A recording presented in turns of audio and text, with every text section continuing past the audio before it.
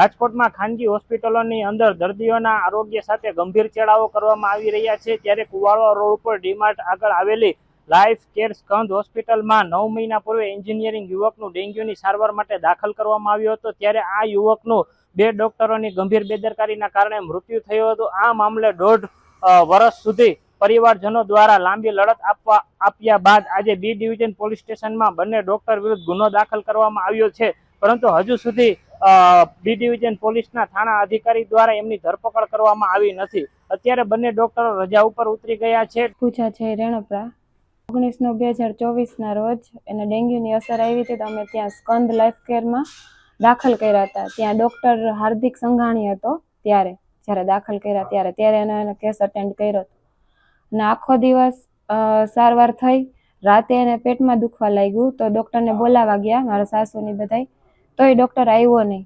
પાછું બીજે દિવસે સવારે બોલાવવા ગયા તોય ન આવ્યો ડૉક્ટર, કહે છે આવું છું। બપોરે આવ્યા, બપોરે ગયા મારા સાસુની ફરીથી અને વધારે તબિયત ખરાબ થવા લાગી તો પણ કહે છે કે હું નથી, 5 મિનિટમાં આવું છે। ડૉક્ટર આવે છે, એ તો અમને મળ્યો જ નહોતો ડૉક્ટર તો ખુદ, પણ જે એનો સ્ટાફ હતો એ એમ કહેતો હતો કે હમણાં ડૉક્ટર આવે એની પાસે, તોય કોઈ આવ્યું નહીં। જ્યારે ડૉક્ટર ત્યારે હતો જ નહીં, એમ હોસ્પિટલમાં હાજર જ નહોતો। થોડી વાર પછી વધારે તબિયત ખરાબ થવા લાગી એની, તો એની વાઈફ ત્યાં હતી, સ્કિનની ડૉક્ટર છે હાર્દિક સંઘાણીની, એ ત્યાં આવી અને એને આઈસીયુમાં લઈ ગયા મારા પતિને અને ત્યાં જઈને એને થોડીક ટ્રીટમેન્ટ કરી। જ્યારે એ સ્કિનની ડૉક્ટર છે તો એને ડેન્ગ્યુના કેસનું શું ખબર હોય? એને કીધું કે તમને રિપોર્ટ નહીં જોયું? તો કે હા, કે મેં જોયું અને કે મને બધી ખબર છે। એને ટ્રીટમેન્ટ કરી, એની ટ્રીટમેન્ટ કોઈ કામમાં આવી એટલે એને બીજા ડૉક્ટર જિગ્નેશ પટેલને આ કેસ આપ્યો।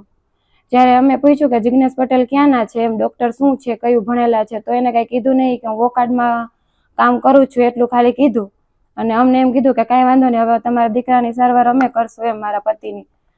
તો કે અમે તો એ વિશ્વાસ નહોતો આવતો કે ત્યાંથી કેમ અહીંયા સુધી પહોંચી શકે। અમે કેટલી વાર કીધું કે અમે બીજે જગ્યાએ લઈ જઈએ એને, એમ અહીંયા ન સારવાર મળતી હોય વ્યવસ્થિત તો કે ના અમે સારવાર વ્યવસ્થિત કરી દેશું, એ કે કાંઈ જરૂર નથી કે પછી તો અમને કાંઈ ખબર જ ન પડી અંદર જઈને શું કરતો હતો ડૉક્ટર।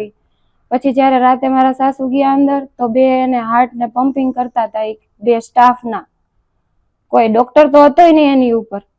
ત્યારે ખબર પડી કે આની તબિયત વધારે ખરાબ છે, ત્યાં તોય અમને તો કાંઈ કહેતા જ નહોતા। પછી ડૉક્ટર આવ્યો અને એને એમ્બ્યુલન્સ બોલાવીને લઈ ગયા ત્યાંથી, તોય અમને તો કોઈએ કાંઈ કીધું જ નહોતું। જ્યાં સુધી એની આવા સમાચાર ન મળ્યા ત્યાં સુધી અમને કોઈને કાંઈ ખબર ન પડવા દીધી એમ કે એની આટલી તબિયત ખરાબ છે, કાંઈ કીધું જ નહીં અમને।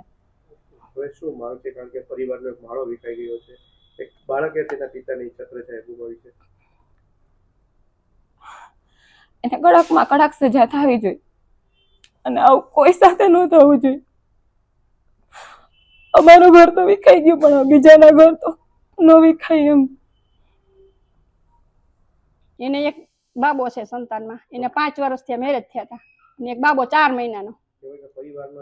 હા, અમારો આધારસ્તંભ કમાવા વાળો વયો ગયો, હવે અમારે કેને આધારે જીવવું? અમારે 4 મહિનાનો બાબો છે, એને કેમ મોટો કરવો? અમારું ભરણ પોષણ કોણ કરે? ભરણ પોષણ કરવા વાળો વયો ગયો।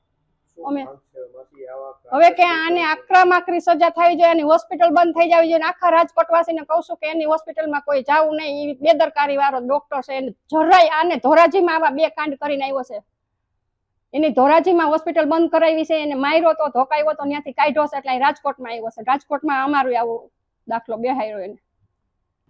મૃતક યુવકના પરિવારજનો દ્વારા સરકાર પાસે માંગણી કરવામાં આવી છે કે આ હોસ્પિટલની અંદર હજુ ઓપીડી સહિતની સેવાઓ ચાલુ છે, તો તાત્કાલિક આરોગ્ય વિભાગ દ્વારા આ હોસ્પિટલને સીલ કરવામાં આવે કે જેનાથી બીજા યુવકો કે બીજા દર્દીઓ મોતને ના ભેટે। ત્યારે હવે જોવાનું રહ્યું કે આરોગ્ય વિભાગ શું પગલાં લેશે। કેમેરામેન મેહુલ ચૌહાણ સાથે પત્રકાર જરિયા આશીષ, રાજકોટ।